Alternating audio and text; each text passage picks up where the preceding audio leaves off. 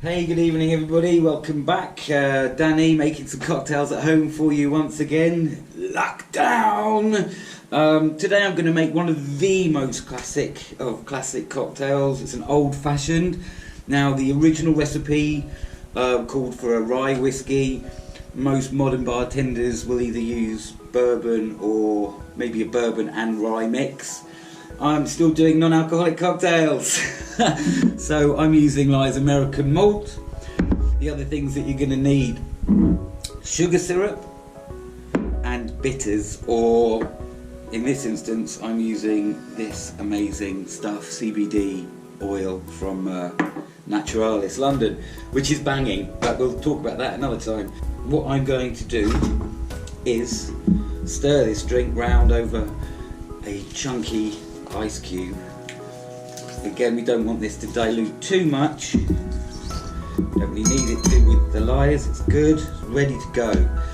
If you were, well, in the old days when I had my bar, if I was making an old fashioned, I would take all my ingredients to the corner of the bar and slowly add a little bit of whiskey, stir it round till the ice melts a bit, stir it round, have a little puff on the cigarette. It was a 7-minute drink to make, so we used to put a little surplus on it because we didn't really want to make them.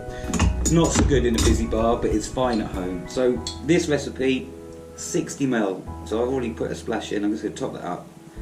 60ml Lyre's American malt. If you're doing a heavy one or an alcoholic one, bourbon, rye, the choice is yours. We don't need to dilute this too much, we don't need to stir it down a lot, so I'm just going to pour in my full measure. 5ml of sugar syrup, so it's just like a bar spoon of sugar syrup. If you didn't see me making that earlier, there's a video, go search for the simple syrup cocktail video.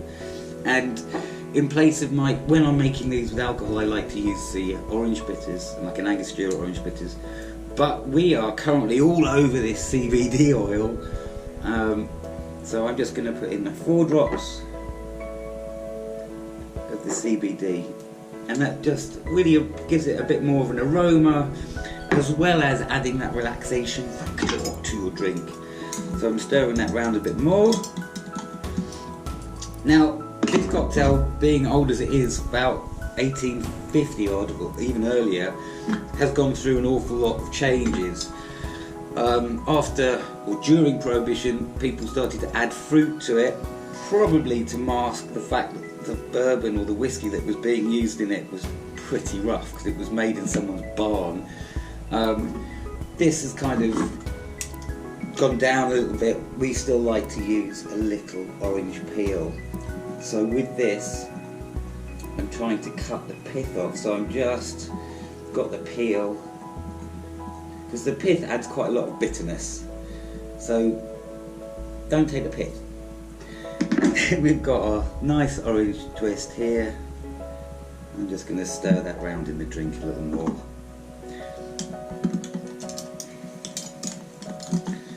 Again, doesn't really need an awful lot of stirring, this one.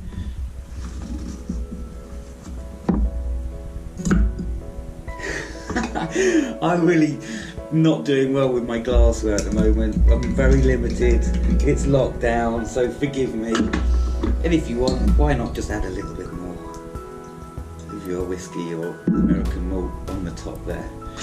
So give that a lovely little stir down. Wow, that's a really quite an interesting aroma.